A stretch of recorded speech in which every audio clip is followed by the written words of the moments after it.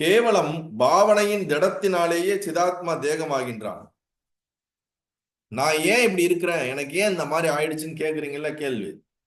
கேவலம் பாவனையின் திடத்தினாலேயே சிதாத்மா தேகமாகின்றான். மனம் எதை பாவனை பண்ணிக்கிட்டே இருக்கோ அது நிஜமா மாத்திரு. மனம் எதை கற்பனை பண்ணிக்கிட்டே இருக்கோ அந்த நீங்க கற்பனையில அனுபவிக்கிறதுக்கு நிஜத்துல அனுபவிக்கிறதுக்கு பெரிய வித்தியாசம் கிடையாது.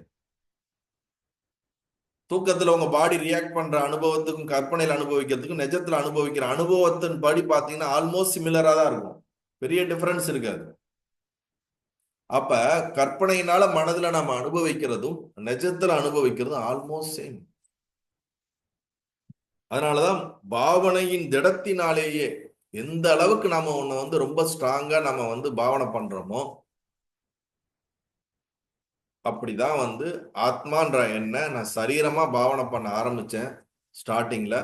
அப்படியே பழகி போய் இப்ப ரொம்ப ஸ்ட்ராங்கா என்ன சரீரம் தான் என்ன ஆத்மாலாம் கிடையாது ரொம்பலாம் சொல்லி எங்களை எல்லாம் மாத்தாதீங்க, எங்களை கன்ஃபியூஸ் பண்ணாதீங்க, எங்களை விட்டுடுங்க. தேகத்திலேயே நாங்க இருக்கிறோம். கஷ்டமா தான் இருக்குது, துக்கமா தான் இருக்குது, வலிக்குது, எல்லாமே இருக்குது. பட் நீங்க சொல்றது அதை விட கஷ்டமா இருக்குது.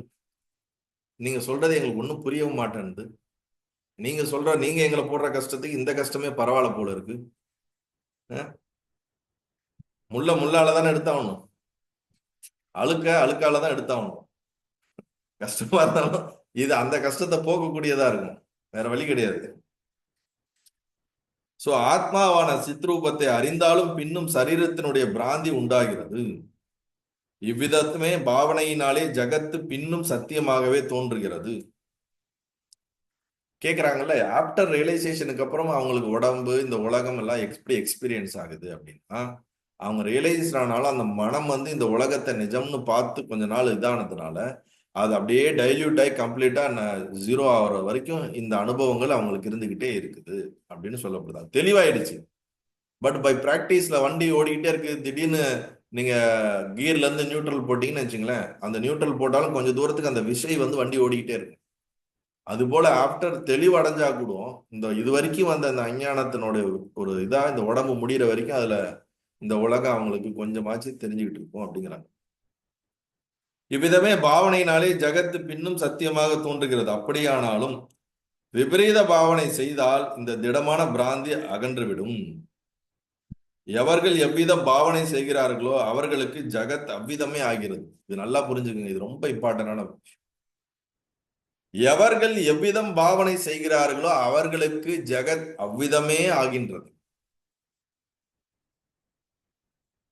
நீங்க விஸ்வாமித்தர் ஒரு உலகத்தை படைச்சாருன்னு நம்ம கேள்விப்பட்டுட்டு இருப்போம். இப்ப அந்த ஸ்டோரி வரும், இப்ப அது கேட்பாரு, அதுக்கு ஒரு ஸ்டோரி சொல்லுவாரு. உங்க மனசு நீங்க இப்ப நிறைய இந்த ஹாலிவுட் மூவி எல்லாம் எடுக்கிறாங்கல்ல, ஏதோ சந்திரன்ல இருந்து அங்கிருந்து இங்க இருந்து நிறைய ஏலியன்ஸ் வந்துடுறாங்க, இல்லாட்டி நிறைய மிருகங்கள்லாம் ஒரு மாதிரி எல்லாம் இருக்குது.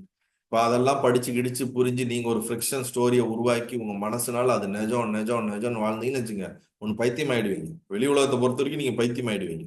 ஆனா உண்மையில நீங்க அந்த ஒரு உலகத்துல வாழ ஆரம்பிச்சிருவீங்க. பைத்தியம்னா என்ன, அவங்களுக்குன்னு ஒரு தனி உலகம் மனதுல உற்பத்தி ஆகி அதுக்குள்ள அவங்க ரியாக்ட் ஆகுறாங்கல்ல, அந்த மாதிரி அந்த உலகத்துல நம்ம ஒரு பாவனை பண்ணி பண்ணி பண்ணி பண்ணி அந்த பாவனைக்குள்ளேயே போயிட்டோம்னா நம்ம வேற ஒரு உலகத்துக்கு போயிடுறோம். ஈவன் இதெல்லாம் நமக்கு தெரியாது, நம்ம அதுலயே ரிலேட் பண்ணிக்கிட்டே இருப்போம். அப்ப அது ரொம்ப சத்தியமா நீங்க நினைக்க நினைக்க நம்ம இறந்துட்டா கூட அடுத்து நமக்கு சரீரமோ ஏதோ வரும்போது அந்த கற்பனைக்கு ஏற்றார் போலதான் நம்ம ஒரு தனி உலகத்தை படைச்சிட்டு அதுல நம்ம வேற ஒண்ணும் கிடையாது. புரியுதுங்களா? அந்த மாதிரிதான் சொல்றாருங்க. எவ்விதம் பாவனை செய்கிறார்களோ அவர்களுக்கு ஜகத் அவ்விதமே தோன்றுகிறது. இந்த உலகம் ரொம்ப கஷ்டங்க, எங்க பார்த்தாலும் துக்கங்க, எங்க பார்த்தாலும் இதுங்கன்னு நினைச்சீங்கன்னா நமக்கு துக்கம் மட்டும்தான் கண்ணுக்கு தெரியும். இது எல்லாமே ஆத்மஸ்வரூபமா பாத்தீங்கன்னா அது மட்டும்தான் கண்ணுக்கு தெரியும். இது எல்லாமே ஒரு இலூஷன், ஒரு காட்சி அப்படின்னு பாத்தீங்கன்னா அந்த மாதிரிதான் உங்களுக்கு புலன்படும். இதுல சண்டை காட்சிகளும் வரும், நல்ல காட்சிகளும் வரும், அழுகை காட்சிகளும் வரும், எல்லாமே இருக்கும். அதான் சொல்றாருங்க. யோகிகள் தங்கள் தாரணை தியானங்களால் ஜகத்து பாவனைக்கு தகுந்த வடிவுடையது என்று காண்கின்றனர். யோகிகள் இருக்காங்கல்ல, அவங்களுடைய பவர்ஸ்ல அவங்களுடைய தாரணை பவர்ஸ் தியானங்களினால் ஜகத் பாவனைக்கு தகுந்த வடிவுடையது, இந்த உலகம் வந்து பாவனை பண்றதுக்கான எல்லா விதமான இதையும் கொடுக்குது, அதுக்கான ஃபீடு நல்லா கொடுக்குது அப்படின்றாங்க. நல்லது, ரொம்ப சந்தோஷம்.